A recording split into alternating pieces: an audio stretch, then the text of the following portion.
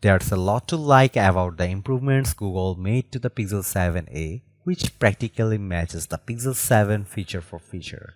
But the Samsung Galaxy A54 is $50 cheaper and does many of the same things just as well as the Pixel 7a, giving budget phone buyers a tough decision to make. The Google Pixel 7a is not your usual budget phone. Rather than shade features from a more premium phone with an eye toward keeping the cost low, Google seems to have decided to pack in as many capabilities as possible, to the point where you'd be hard-pressed to spot the differences between the Pixel 7a and the presumably more fully featured Pixel 7. That's great news if you are a smartphone shopper on a budget. The Pixel 7a means you don't have to blow your bank account if you want a phone with a fast refreshing display, capable cameras, and the same Tensor processor you'd find in Google's flagship devices. Google's clearly put a lot of effort into this phone, and after spending time with the Pixel 7a, including testing its battery performance, cameras, and display, I'd say the effort was worth it. The challenge for the Pixel 7a is that Google's competitors are trying to beat the phone maker at its own game. The Samsung Galaxy A54, for instance, is probably the Pixel 7a's closest challenger for the title of best cheap phone under $500 in the US, and it's set out to match Google's mid-range phone feature for feature.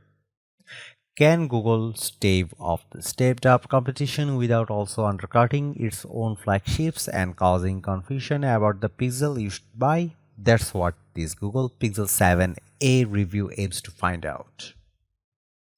The Pixel 7a gets a price hike from its predecessor with a starting price of $499. Clearly, Google is gambling that the addition of premium features in the Pixel 7a will make people forget about the $50 increase over the Pixel 6a.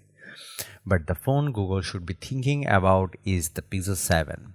The phone costs $100 more than the Pixel 7a, but it's hard to see what you are getting for the extra money that the Pixel 7 doesn't also deliver. The main camera sensor on the Pixel 7 is apparently larger than the one on the Pixel 7a, so Google's flagship device captures more light for better photos. The Pixel 7 also offers faster charging, support for reverse charging, in which the phone can provide power to other devices, and more premium materials. Again, those don't seem like compelling reason to spend $100 more than the Pixel 7 shares the same key attributes as the Pixel 7. It could be that Google is not really concerned about any overlapping features as the Pixel 7 is living on borrowed time. But with the Pixel 8 set to launch later this year, we wonder if Google's flagship phone will be able to keep its attractive $599 starting price. Getting back to the Pixel 7a's price, Google's budget phone now costs $50 more than the Samsung Galaxy A54, which kept its $449 price tag. The iPhone SE is even cheaper at $429, and adding to the competition, the Pixel 6a is taking around Google's lineup at a reduced $349 price. Truly, if you want a cheap phone, you have got an embarrassment of riches to choose from these days. Mobile photography has always been the big selling point of Google's Pixel A phones.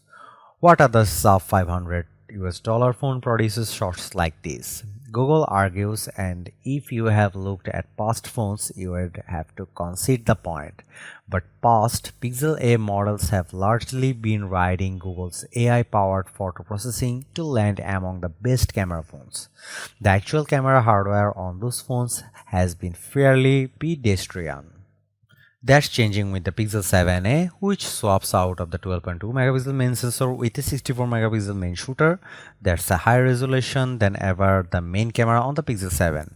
And the upgrade comes at a time that the Galaxy A54 has also boosted its cameras with a 50 megapixel main lens of its own. Clearly, the pressure is on Google to step up its game with the Pixel 7a.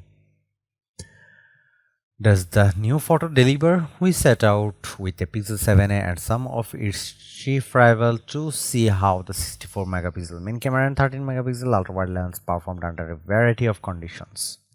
Here are the sample and check this out. The Pixel A supports 4K video capture at 30 frames per second, and for the first time on a Pixel A phone that's available on all of the cameras. We shot some video footage of a pool at dusk and the Pixel 7a did a incredible job. Our footage is bright and clear and the image stabilization keeps things nice and steady. You will notice some lens flare in the Pixel 7a video towards the end, but the Galaxy A54, which is also shooting at 4K 30 FPS, runs into the same issue.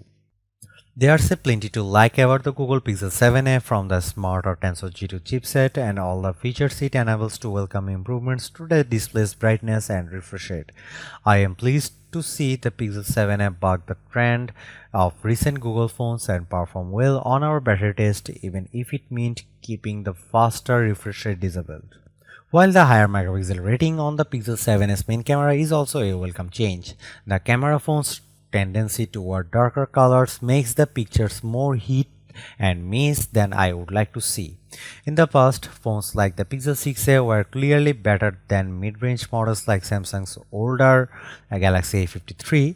Now I compare the Pixel 7's output to the Galaxy A54, it's almost too close to call.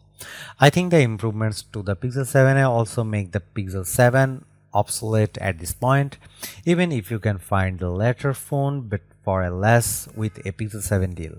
The Pixel 7a can pretty much do everything the Pixel 7 can, and for $100 less. Maybe this is a moot point once the Pixel 8 arrives, but unless you need the telephoto lens that the only Pixel 7 Pro offers, the Pixel 7a is the Google phone you should get.